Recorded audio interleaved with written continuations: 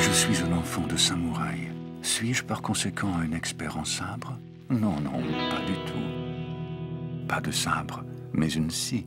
Pas de sabre, mais une hache. Pas de sabre, mais une faucille. Pas de sabre, mais une houe. Ce n'est pas moi qui utilise ces outils. C'est le samouraï de Shonai. Celui qui m'a donné naissance, qui les a utilisés.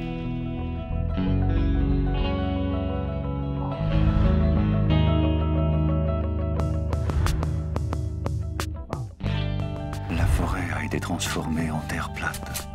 La terre plate a été transformée en champ. On y a planté des mûriers.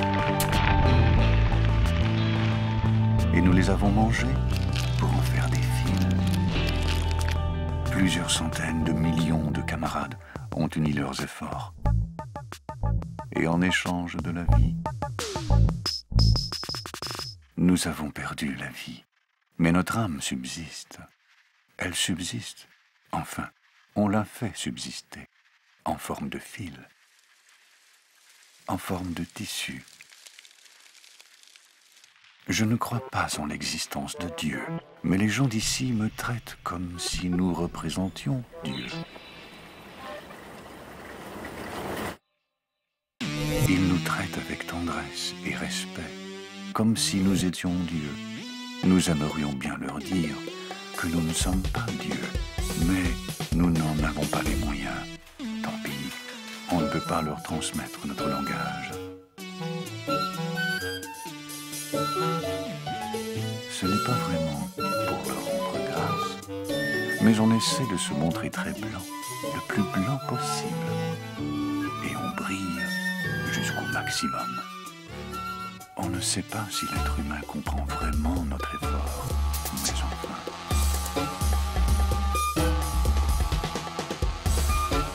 Je ne dis pas ça pour faire me fier, mais vous savez, je suis le favori de ceux qu'on nomme artistes.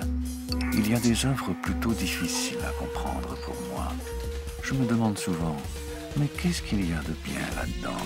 Mais il y a aussi par contre des œuvres que je trouve magnifiques. Des œuvres qui vous font battre le cœur. Et moi, je n'ai plus de cœur. Ouais, je le sais. Mais je veux dire, c'est l'émotion qui fait ça. Que je comprenne ou que je ne comprenne pas, ces gens qu'on nomme artistes nous traitent aussi avec beaucoup de respect et de tendresse, comme si nous étions Dieu. Et puis, c'est vraiment bizarre comme sentiment. Mais lorsque ces gens-là qu'on nomme artistes s'occupent de moi, je ressens comme un tremblement de l'âme, quelque chose de complètement inattendu. C'est comme une effusion de chaleur, comme une ivresse qui m'emporte. En tout cas, c'est une impression de bonheur qui m'enveloppe tout entier, et je ne peux m'empêcher de chanter.